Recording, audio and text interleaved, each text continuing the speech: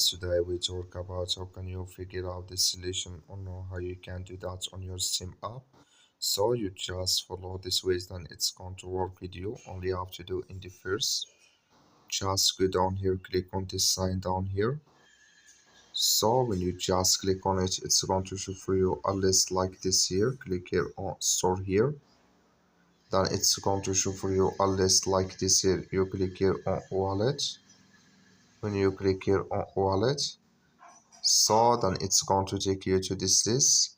Add a payment method to this account here. Just click on it here. So when you just click on it here, it's going to take you to this list, and here can you update saved payment methods in this list here. You select your type of your cards, and here your card number, expiration data and security code, your first name, last name, billing address. So and you follow all this list here. Click here on continue, and it's going to add with you. So thank you for watching. Don't forget to support us by liking